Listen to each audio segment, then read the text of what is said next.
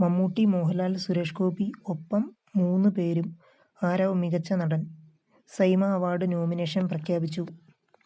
മലയാളത്തിലെ മികച്ച നടനുള്ള പുരസ്കാരത്തിന് 6 പേരാണ് നോമിനേഷൻ നേടിയിരിക്കുന്നത്. ജനപ്രിയ ചലച്ചിത്ര അവാർഡായ South Indian International Movie Award SIIMA 2024 എഡിഷന്റെ നോമിനേഷനുകൾ പ്രഖ്യാപിച്ചു. 2023 തിയേറ്ററുകളിൽ എത്തിയ ചിത്രത്തിലെ മികവുകൾക്കാണ് പുരസ്കാരം. മലയാളം അടക്കമുള്ള ഭാഷകളിലെ വിവിധ വിഭാഗത്തിലെ നോമിനേഷനുകൾ പ്രഖ്യാപിച്ചുകൊണ്ടിരിക്കുകയാണ് ഏതാനും ദിവസങ്ങളായി സംഘാടകർ.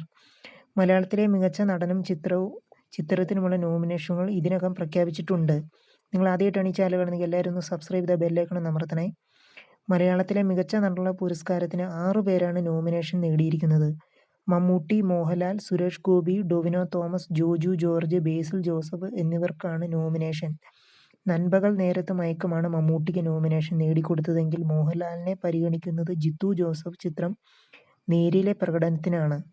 സുരേഷ് ഗോപി ഗരുഡൻ, ടൊവിനോ തോമസ് 2018, ജോജു ജോർജ് ഇരട്ട, ബേസിൽ ജോസഫ് ഫാലിമി, കഠിന കഠോരമി അണ്ടകടാഹം എന്നിങ്ങനെയാണ് പരിഗണിക്കുന്ന ചിത്രങ്ങൾ.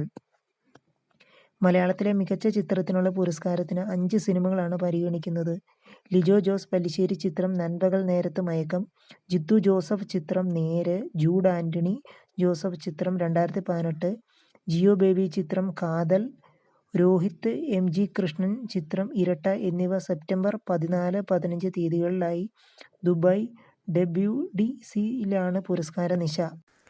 നിങ്ങൾ ആദ്യമായിട്ടാണ് ഈ ചാനൽ കാണുന്നതെങ്കിൽ എല്ലാവരും ഒന്ന് സബ്സ്ക്രൈബ് ചെയ്ത ബെല്ലൈക്കൺ ഒന്ന് അമർത്തി ഒന്ന് ലൈക്ക് ചെയ്ത് വെക്കുക.